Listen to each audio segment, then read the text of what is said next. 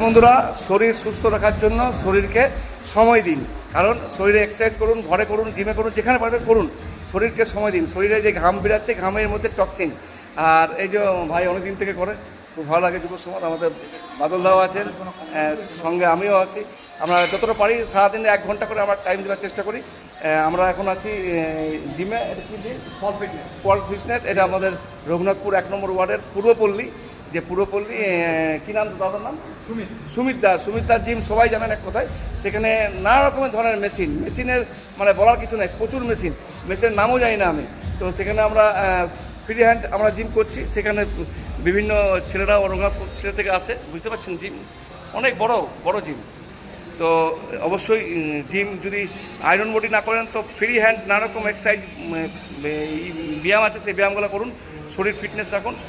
মোটামুটি দিনে 1 ঘন্টা সময় দিন শরীরের প্রতি, তাহলে হয়তো আপনি আরও কাজ করতে পারবেন। কারণ সমাজের জন্য কাজ করার জন্য নিজেকে শরীর ঠিক রাখতে হবে, ঠিক আছে? তো ভালো থাকুন, সুস্থ থাকুন।